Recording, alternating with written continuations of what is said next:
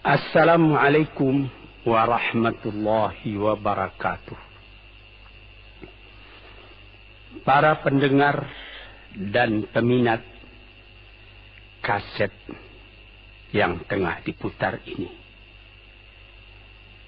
saya menyatakan rasa bahagia, rasa syukur kepada Allah dapat menyampaikan dakwah saya ini sekarang dengan kaset. Moga-moga dapat tuan-tuan putarkan, tuan-tuan dengarkan ketika tenang-tenang dengan anak-anak di rumah, atau ketika naik mobil, di mobil-mobil yang dapat memasang kaset dalam perjalanan yang jauh, sehingga kecapean dan kepenatan dalam perjalanan pun hilang karena mendengarkan suara ini. Yang akan jadi cerita saya pada hari ini adalah apa yang pernah kejadian di zaman Nabi kita Muhammad sallallahu alaihi wasallam.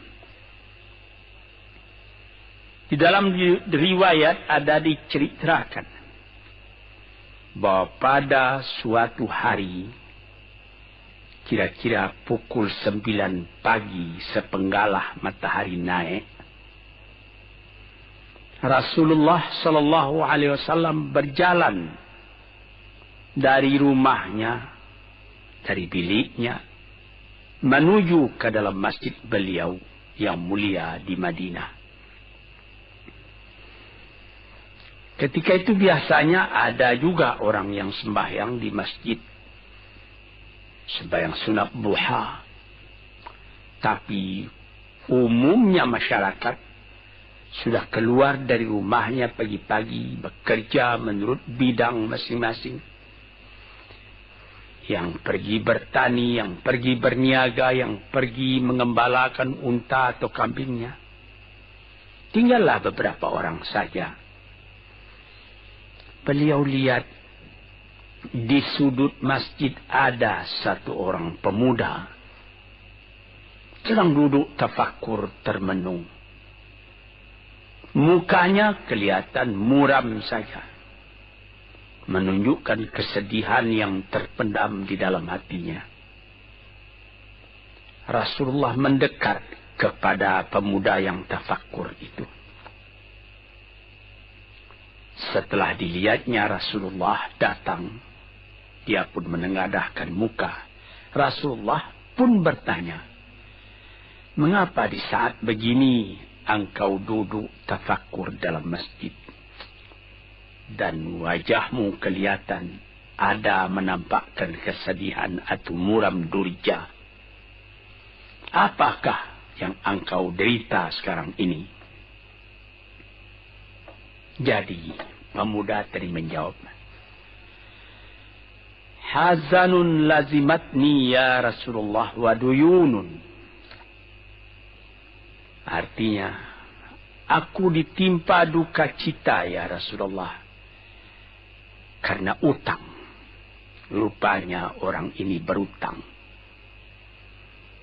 Utang telah lama, janji sudah dekat, persediaan buat membayar belum ada. Itu yang saya menungkan di sini ya Rasulullah. Dengan senyum Rasulullah menjawab, "Sudikah engkau kalau aku ajarkan kepadamu suatu bacaan? Apabila bacaan ini, yaitu berupa doa, engkau baca pagi-pagi, dan nanti petang-petang pun engkau baca pula dengan hati khusyuk, InsyaAllah hutangmu itu akan terbayar." Tentu pemuda tadi dengan besar hati menjawab, "Tentu ya Rasulullah. Aku senang sekali kalau dapat engkau ajarkan kepadaku apakah doa itu."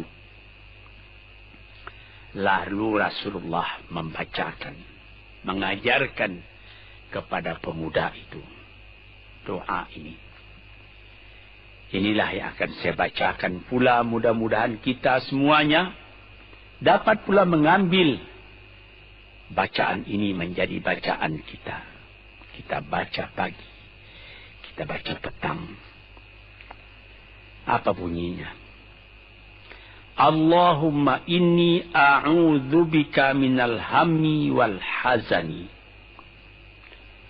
Wa a'udzubika minal ajzi wal kasli. Wa a'udzubika minal bukhli wal jubni. Wa a'udzubika min ghalabati daini wa qahrir rijal. Sebelum kita uraikan atau kita tafsirkan artinya satu demi satu, baik kita artikan secara keseluruhan lebih dulu. Artinya ialah, ya Tuhanku, aku berlindung kepada Engkau daripada ini. Lalu disebut 8 banyaknya. Yang pertama, aku berlindung kepada Engkau daripada duka cita, daripada kesusahan dan duka cita. Susah dan duka cita, sudah 2. Dan aku berlindung kepada Engkau daripada malas, daripada lemah dan malas, jadi 4. Dan aku berlindung kepada Engkau daripada bakhil, berat mengeluarkan wang,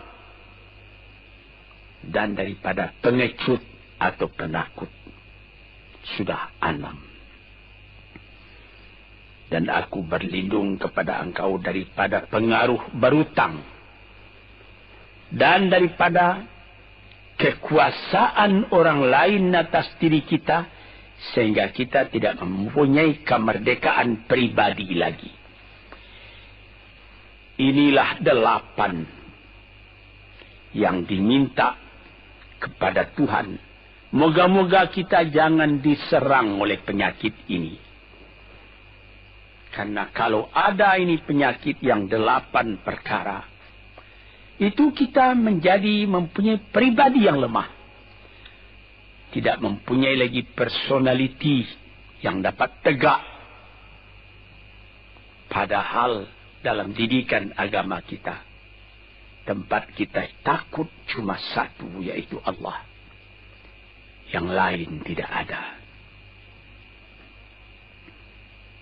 Yang pertama, susah. Apabila orang telah susah, pikirannya pun sudah tertumbuk. Jalan untuk maju tidak ada lagi.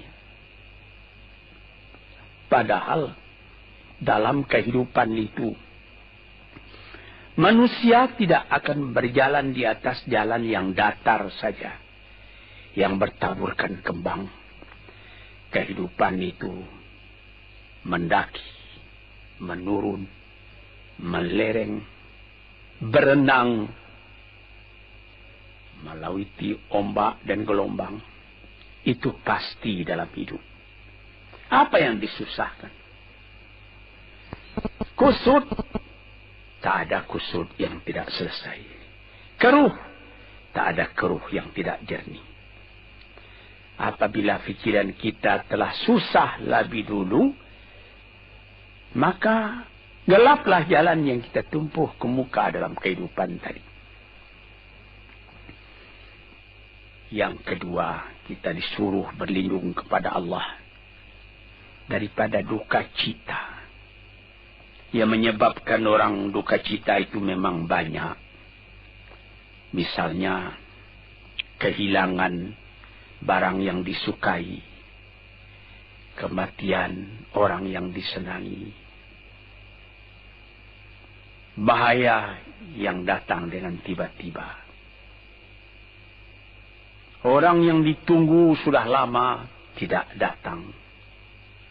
Barang yang dicari tak bertemu. Dan lain-lain sebagainya. Lalu tumbuh hazan, duka cita. Kalau kesusahan menjadikan soal yang kita hadapi jadi kusut, kedukaan menyebabkan jalan yang kita tempuh jadi gelap. Ini 2 dua hal yang bisa menghambat, menjadi rintangan bagi manusia di dalam kehidupannya. Lalu yang ketiga, aku berlindung kepada Engkau ya Allah minal ajaz. Lemah. Lemah apa? Lemah pikiran. Tidak ada energi lagi. Tidak ada inisiatif lagi. Menyerah saja. Lemah. Belum dihadapi suatu soal, hati lebih dulu sudah lemah. Merasa itu soal terlalu besar. Padahal kalau dihadapi, tidak ada kusut yang tidak terselesaikan. Tidak ada keruh yang tidak terjernihkan. Yang lebih berbahaya lagi. Yang keempat, apa? Malas. Kalau sudah malas, apa yang akan dikerjakan lagi? Kita duduk saja termenung-menung dalam kemalasan. Lalu angan-angan banyak, cita-cita mati. Angan-angan hendak terbang, padahal sayap tidak ada. Angan-angan hendak mempunyai ini, hendak mempunyai itu, hendak mempunyai Mercedes-Benz, hendak mempunyai rumah besar. Tapi ikhtiar tidak ada. Sebab itu ada pepatah dari orang tua-tua kita di zaman dulu. Dikatakannya, mati, ini di zaman penjajahan dulu nih. Mati Belanda karena pangkat katanya. Mati Cina karena kaya katanya. Mati Keling karena makanan katanya. Mati Melayu atau Indonesia karena angan-angan. Ini dia. Angan-angan karena malas saja, berangan-angan. Tapi malas. Jadi tidak jadi. Dan itu membentuk juga kepada diri kita. Orang pemalas itu jalannya lunglai saja. Matanya muram saja. Tak jauh dia memandang. Nah, ini penyakit. Itu 4 penyakit. Lantas dikatakannya lagi yang nomor 5 dan nomor 6. Wa a'udzu bika minal bukhli wal jubni. Dan aku berlindung kepada Engkau daripada bakhil dan pengecut. Ini lebih berbahaya lagi. Dikumpul-kumpulnya harta banyak-banyak.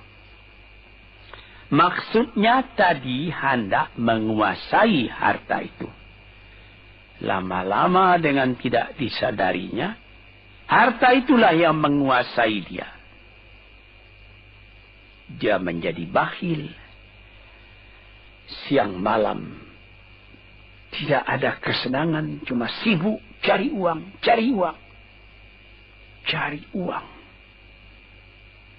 Kemudian simpan banyak-banyak.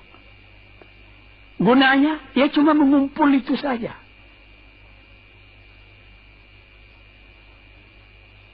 Akhirnya berapa banyaknya orang yang mengumpul harta banyak-banyak, faidahnya tidak didapatnya.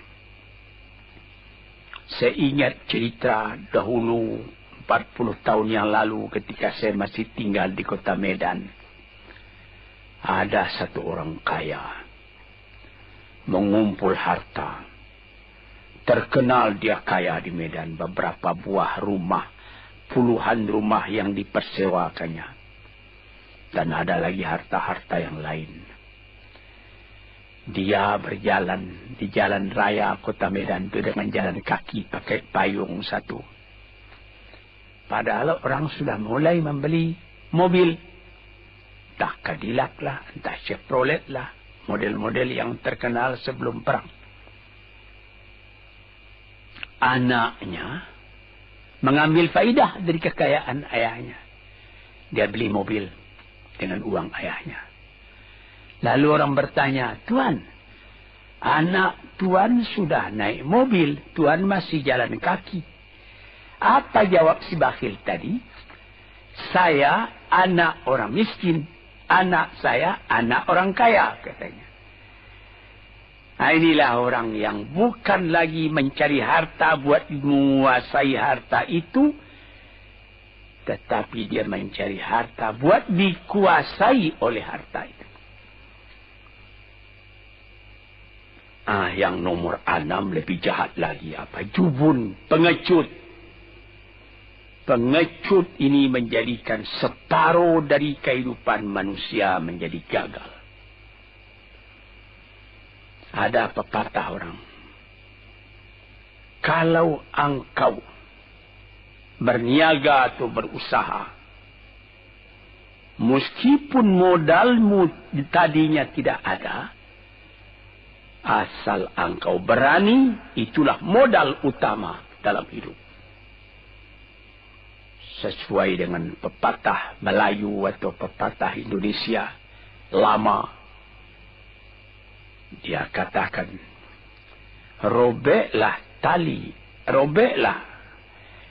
putuslah tali layang-layang, robek kertas tentang bingkai. Hidup jangan mengepalang, tidak kaya, berani pakai. Hidup jangan mengepalang, tanggung-tanggung, jangan. Tidak kaya, berani pakai. Keberanian itu adalah modal. Sebab itu, kalau orang rugi berniaga, itu belum rugi. Yang penting berani. Karena adat perniagaan itu tidak saja beruntung, rugi juga kadang-kadang. Tapi, kalau keberanian yang hilang, separuh daripada kekayaan tadi sudah habis. Walaupun masih banyak ada, tapi keberanian tidak ada, separuh sudah habis. Akhirnya, walaupun kekayaan besar, tapi kepercayaan hilang, itu namanya habis, tidak ada lagi. Walaupun berjuta yang tinggal dalam tangan, tapi orang tidak percaya. Apa lagi artinya? Sebab itu yang pertama sekali modal itu keberanian menghadapi hidup. Ini 6. Yang ke-7 dan 8. Wa a'udzu bika min ghalabatid daini wa qahrir rijal. Dan aku berlindung kepada engkau ya ilahi daripada pengaruh utang. Hutang itu, itulah anak muda yang duduk di sudut masjid tadi. Dipengaruhi oleh utang. Sampai Rasulullah sendiri pun mengatakan, Iyyakum wad-daina. Jagalah, supaya kalau sedapat-dapatnya jangan sampai berutang.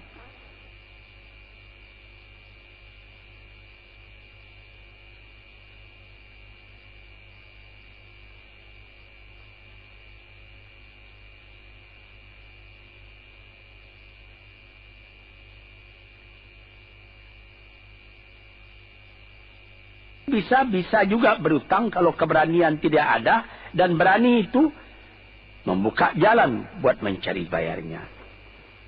Tetapi kalau pengecut, berutang lagi itu payah buat membayar. Sebab itu Nabi mengatakan, Iyyakum wad-daina. Saya akan dapat-dapatnya elakkanlah supaya jangan berutang. Fa'inahu hammun bil-laili wa mazallatun fin nahari. Hutang itu susah pada malam hari, mata tidak mau tidur. Dengan apa imbangan hutang tadi, berapa utang, berapa yang akan diterima, sehingga mata tidak mau tidur malam itu memikirkan hutang. Akhirnya mazallatun fin nahari, kalau siang hari badan berasa hina, tak berani keluar dari rumah. Kota Jakarta yang begitu besar, bersilang siur, jalan-jalan raya, jalan Tamrin, Diponegoro, Imam Bonjol, Cut Mutia, dan lain-lain nama jalan. Ada orang yang jalan itu bertambah lama, bertambah kecil jumlahnya. Kalau orang lain mempunyai 100 macam jalan, dia paling tinggi cuma 2 saja jalan yang dapat jalani. Jalan dari rumahnya ke tempat yang tertentu. Ke lain dia tidak berani. Kenapa? Karena ada tempat dia berhutang. Jadi dikatakan dalam hadis itu, orang berhutang malam tak mau tidur, siang malu sama orang. Takut akan ditanyai, takut akan dicari. Ataupun dia berbenam di rumah, datang orang menunggu piutang. Dia bilangkan kepada pembantunya atau kepada anaknya, katakan bapak tidak di rumah. Anak yang tolol atau pembantu yang tolol menjawab, mana bapak? Dia suruh bilangkan bahwa bapak tidak ada di rumah. Kata anak tadi, betapa susah. Lantas yang nomor 8, wa qahrir rijal. Kita tidak mempunyai lagi kemerdekaan diri buat menyatakan perasaan kita. Karena kita segan kepada orang. Kita terlalu banyak berutang budi kepadanya. Kita terlalu banyak mendapat hadiah daripadanya. Kita terlalu banyak dan lain-lain. Sehingga mulut kita jadi tertutup. Tak dapat bercakap lagi. Ditekan oleh hutang budi kepada orang tadi. Kemerdekaan diri tidak ada lagi. Inilah 8 perkara yang ditunjukkan oleh Nabi Sallallahu Alaihi Wasallam kepada pemuda yang duduk tadi. Dapatlah kita mengambil pedoman dalam kehidupan kita sendiri, bahwa yang amat penting lebih dahulu ialah kemerdekaan jiwa. Kalau sekiranya di dalam negara yang telah merdeka, kita sama sekali menyorakkan, meliuk lambaikan kemerdekaan di mana saja kita pergi. Tapi banyak orang yang lupa negaranya telah merdeka, dirinya sendiri telah menjadi terjajah. Bukan Belanda, karena Belanda sudah lebih 30 tahun pergi meninggalkan negeri ini. Dan bukan bangsa yang lain, tapi penjajahan yang datang daripada sifat-sifat yang lemah yang kita katakan tadi. Kesusahan. Kalau kesusahan kita perturutkan, jalan yang kita tempuh menjadi buntu. Kita tak tahu lagi kemana akan pergi. Susah. Susah. Pagi susah, malam susah. Sehingga kusut benang itu tak tahu lagi jalan keluar. Padahal pangkal dari kesusahan itu bukan dari luar, tapi dalam jiwa kita sendiri, dalam dada kita sendiri. Yang kedua, dikatakan duka cita. Saya teringat kepada satu pantun Melayu atau pantun Indonesia. Dikatakannya, kalau berpiduk jangan bermenung. Kalau bermenung riak pun tiba. Kalau duduk jangan termenung. Kalau termenung hati pun iba. Kalau hati sudah iba, jalan tertumbuk. Sampai ada juga pepatah nenek moyang kita, hati yang marah mendorongkan, hati yang hibah menjauhkan. Sebab itu haruslah kita bersedia membesarkan jiwa kita sendiri. Marfu'ar ra's, maufurul kiramah. Kepala terangkat, harga diri dijaga. Itu. Kemudian dikatakan yang kedua, al-ajaz, lemah. Al-kasal, malas. Kelemahan ini juga ada yang karena penyakit. Kenapa lemah saja? Kenapa tiap-tiap pekerjaan yang dihadapi pesimis yang timbul sehingga timbul malas? kalau perlu kita pergi kepada dokter, terutama psikiater. Kita tanyai di mana segi kelemahan ini. Karena kelemahan jiwa, kemalasan, malas dan lemah itu dari jiwa pangkalnya. Ahli-ahli ilmu kesehatan yang telah mendalam mengetahui hubungan antara rohani dengan jasmani kita, sehingga timbul ilmu yang dinamai psikosomatik atau psikoterapi, menganalisa jiwa dari mana seginya, maka timbul lemah, maka timbul malas.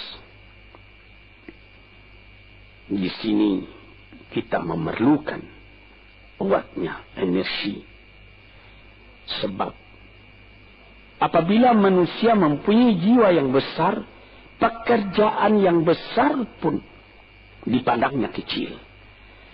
Tetapi apabila manusia mempunyai jiwa yang kecil, pekerjaan yang kecil pun dipandangnya besar. Kita misalkan saja kedua orang pemimpin yang kita cintai dan kita hormati. Proklamator kita Bung Karno dan Bung Hatta. Mereka mempunyai jiwa-jiwa yang besar. Sebab itu mereka memproklamirkan kemerdekaan Indonesia. Indonesia yang besar yang terjadi daripada puluhan ribu pulau. Dengan 45 kata perkataan, 45 patah perkataan. Dengan ini kami menyatakan kemerdekaan Indonesia. Tapi kalau beliau misalnya orang yang berjiwa kecil, dia akan bertanya, bagaimana bisa Indonesia merdeka? Kita sudah miskin, melarat, dulu dijajah Belanda, kemudian ditekan Jepang. Kapan? Dia berkaji itu pekerjaan yang detail-detail, yang kecil-kecil, dia anggap itu besar. Ini misalnya.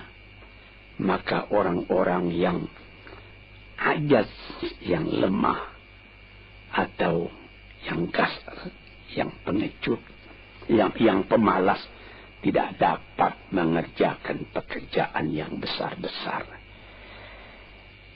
Kemudian yang kelima dan keenam, wa a'udzubika minal bukhli. Aku berlindung kepada engkau daripada bakhil. Menerima mau banyak-banyak, mengeluarkan paling sedikit. Dia anggap, sebagaimana saya katakan tadi, tadinya dia menguasai harta. Akhirnya dengan tidak disadarinya, dia yang dikuasai oleh harta. Akhirnya, orang yang begini karyanya cuma mengumpul-ngumpul harta saja. Kumpulkan harta banyak-banyak, kemudian Tuhan memanggilnya kembali ke akhirat, mati, tidak ada harta tadi yang dibawanya. Tinggal menjadi perselisihan di antara anak dan cucu. Di hari-hari yang pertama, anak tadi menangis. Ayahnya telah mati. Tapi di hari yang kedua dan ketiga, dia tidak menangis lagi. Dia berpikir, di mana kunci ditaruh ayah? Di mana simpanan ayah? Berapa peninggalan ayah? Lalu dia berkelahi. Anak tadi. Nah ini, karena si ayah tadi bukhul, bakhil. Nikmatnya orang lain yang merasai, dia sendiri sengsara diperintah oleh hartanya itu. Apatah lagi yang keenam, jubun, pengecut. Dia berjalan malam hari. Kelihatannya olehnya pohon kayu bergerak-gerak. Disangkanya itu hantu. Dia lari terus. Bertambah lari, bertambah takut. Akhirnya dia pingsan karena sudah lari itu. Dia tidak ada apa-apa oleh orang yang berani. Ini orang yang gagal di dalam perjalanan hidupnya. karena penakutnya, karena pengejutnya itu. Padahal di dalam keterangan agama sendiri, orang-orang yang beriman kepada Allah dikatakan la tahinu wa la ta'zanu wa antumul a'launa in kuntum mu'minin. Jangan engkau merasa lemah, jangan engkau merasa duka cita, jangan engkau merasa pengecut. Engkau tinggi kalau engkau beriman kepada Allah Subhanahu wa ta'ala.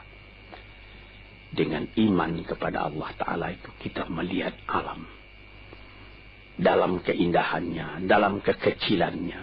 Yang besar cuma Allah. Kita tidak takut karena tidak ada satu bahaya yang akan menimpa kepada diri kita kalau tidak Tuhan yang menentukan. Ini pokok tuan-tuan para pendengar kaset yang saya muliakan.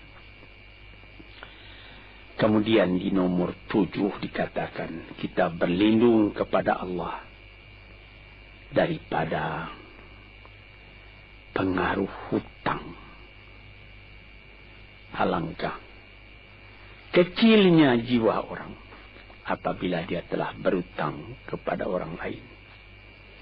Dibikin janji tanggal sekian akan dibayar, tanggalnya sudah dekat, persediaan belum ada, lalu timbul kecil jiwa sekali lagi. Apatah lagi qahri rijal yang nomor 8. Yang ke-8 sebagaimana telah kita uraikan tadi ialah qahri rijal, pengaruh orang lain kepada diri kita sendiri. Sehingga kita tidak berani lagi menyebut kebenaran. Tidak berani lagi mengatakan yang hak. Lidah telah tertutup. Mulut telah penuh dengan air sehingga tidak dapat dibuka lagi. Segan. Kita sudah terlalu banyak berutang budi kepada orang. Walaupun sudah jelas perbuatan orang itu salah misalnya, kita tidak berani lagi menegur. Dengan demikian timbullah di dalam masyarakat apa yang disebut dalam bahasa Arab munafik, yaitu lain di mulut, lain di hati. Hati mengatakan perbuatan orang ini salah, tapi mulut mengatakan, bagaimana pikiran saya? Bagaimana pendapat Tuhan tentang perbuatan saya ini? Baik Bapak, ini bagus Bapak, itu sudah betul Bapak. Padahal tidak. Ini kecelakaan yang nomor 8. Kita minta kepada Allah supaya kita dilepaskan dari pengaruh-pengaruh orang, pengaruh manusia. Sehingga kita tidak berani lagi menyebut apa yang benar itu. Padahal di dalam hadis dikatakan qulil haqq walau kana murran. Katakan yang benar itu walaupun pahit sekalipun. Ini murah menyebutnya, tetapi kalau jiwa sudah tertekan tidak berani menyebutnya lagi. Para pengikut kaset yang tercinta, itulah 8 perkara diperingatkan, dituliskan, diajarkan, disuruh hafal oleh Nabi kepada pemuda yang beliau dapati termenung duduk seorang diri tadi. Dengan patuh dia turuti kehendak Nabi, dia baca itu tiap pagi, dia baca itu tiap sore, dia pahamkan apa isinya. Lalu timbul energi baru dalam dirinya, semangat yang baru. Langit pun kelihatan cerah, bintang pun kelihatan berkelap-kelip, matahari pun kelihatan bercahaya, dan dia sudah melihat kehidupan ini dengan mata yang terang. Kemudian dia bertemu dengan Nabi, ya Rasulullah, saya mengucapkan terima kasih. Penyakit-penyakit tak ada pada saya lagi, utang saya sudah terbayar, dan saya akan memulai hidup yang baru. Inilah jawab dari pemuda tadi. Dan inilah jadi pedoman pula bagi kita kaum muslimin. Kalau kita terjadi pada diri kita beberapa hal, salah satu dari yang 8 perkara itu, baca doa ini pagi, baca doa ini petang, lalu berusaha. Jangan cuma berdoa, berusaha, berdoa dan berusaha. Allah akan membukakan kepada kita pintu rahmatnya, memberikan nikmatnya yang berlipat ganda, sehingga segala sesuatu yang di kiri kanan kita menjadi kekayaan, menjadi inspirasi buat maju ke depan di dalam kehidupan ini. Bapak-bapak, saudara-saudara pendengar kaset yang saya muliakan, moga-moga pengaruh dari hadis ini, daripada doa ini masuk ke dalam diri saudara, dan saudara menjadi orang muslim dan merdeka yang sejati. Sekianlah pandangan saya. Moga-moga ada manfaatnya bagi para pendengar dan peminat kaset yang tercinta. Assalamualaikum warahmatullahi wabarakatuh.